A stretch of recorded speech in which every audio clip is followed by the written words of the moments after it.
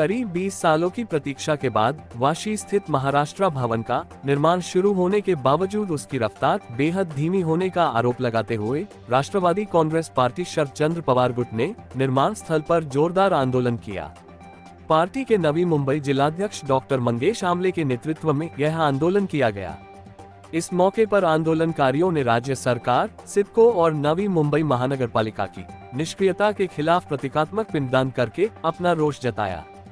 महाराष्ट्र भवन महाराष्ट्र के विभिन्न जिलों के नागरिकों के लिए मुंबई नवी मुंबई आने जाने की दृष्टि से एक महत्वपूर्ण केंद्र होने वाला है, लेकिन पिछले 2 दशकों से ये परियोजना लटकी हुई थी और अब शुरू होने के बाद भी काम की गति अत्यंत सुस्त होने से नागरिकों में भारी आक्रोश है।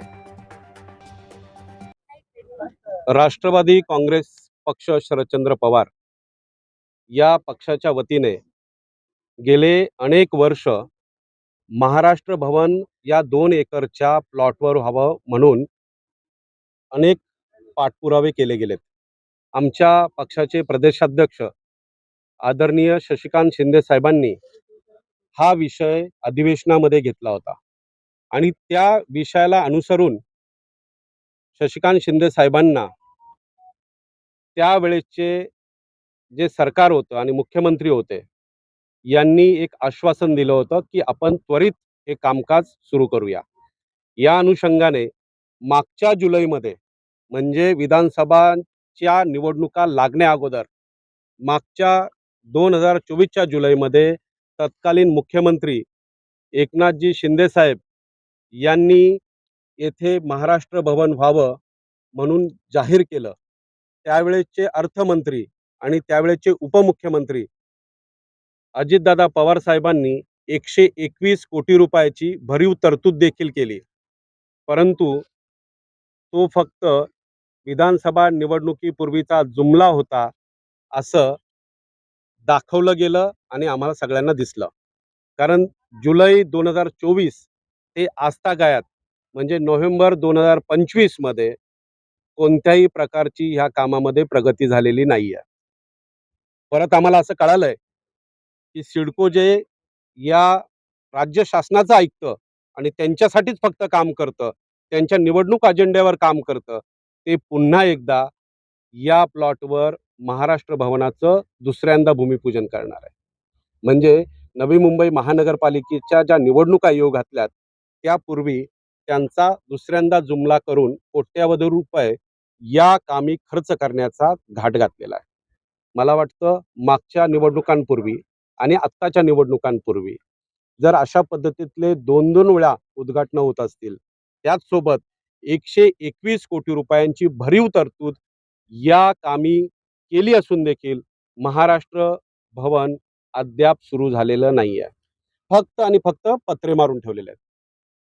ठेकेदाराला लपून ठेवायचं, कामकाजही लपून करायचं, म्हणजे 121 कोटी रुपयांचा जो मलिदा आहे तो या सिडकोला आणि प्रशासनाला असा व्यवस्थित खाता यावा, हा त्याचा उद्देश आहे। आता माझ्या कार्यकर्त्यांनी सहकाऱ्यांनी या कामी बराचसा रिसर्च केलाय आणि तो रिसर्च हे सांगतोय की काम ज्या कोणाला दिलं गेलंय तो इतक्या धीम्या गतीने करतोय, त्याचा कोणत्याही स्वरूपाचा बोर्ड नाही आणि हे असं गोपनीय पद्धतीचं काम हे फक्त निवडणुकांचे जुमले जुळवण्यासाठी केलं जात आहे की काय, हा प्रश्न आहे। आज आम्ही या सरकारचं आणि सिडकोचं प्रतिकात्मक पिंडदान त्याच्यामुळेच केलेलं आहे। पालिकेचा रोल बघा, पालिका जी आहे तिने सिडकोची जमीन ॲक्वायर केली, बरोबर आहे, आणि एवढ्या मोठ्या पद्धतीमध्ये ही कररचना इथे उभी केली, परंतु आमचं मागेही म्हणणं होतं पालिकेने पुढाकार घेतला पाहिजे, सिडकोने घेतला पाहिजे आणि महाराष्ट्र शासनाने घेतला पाहिजे। कारण शेवटी हे मुंबई महानगरपालिकेच्याच नवी मुंबई महानगरपालिकेच्याच अखत्यारीत येणार आहे। त्याच्यामुळे तिघांनी जर पुढाकार घेतला असता तर 20 वर्ष आपल्याला वाट पाहायला लागली नसती। आज इथे जवळपास प्रत्येक राज्याची भवनं उभी राहिलेली आहेत, परंतु ती भवनं उभी राहत असताना आपल्या राज्यासाठीची एक लाजिरवाणी गोष्ट ह्या सिडकोने करून ठेवली आहे। 2 एकरचा प्लॉट ठेवलाय, 20 वर्ष कोणत्याही प्रकारची व्यवस्था उभी केलेली नाहीये। फक्त आणि फक्त कागदी घोडे नाचवायचे, तरतूद करायची ती तरतूद कुठेतरी वापरली गेली असेल अशीही मला शंका आहे. त्याच्यामुळेच बहुतेक हे काम रखडलेलं आहे. परंतु नवी मुंबई महानगरपालिकेच्या निवडणुकीच्या अनुषंगाने पुनश्च एकदा भूमिपूजन करण्याचा घाट घातलाय. इथले स्थानिक लोकप्रतिनिधींनी मध्ये पाहणी केली होती, परंतु अशा पाहणी तर त्यांनी अनेक केलेल्या आहेत, परंतु प्रयत्न केले नाहीत. प्रयत्न आमचे प्रदेशाध्यक्ष शशिकांत शिंदे साहेबांनी केले, त्याच्यामुळे तरतूद झाली. मग ते श्रेय नको जायला म्हणून हे काम धीम्या गतीने चाललेलं आहे.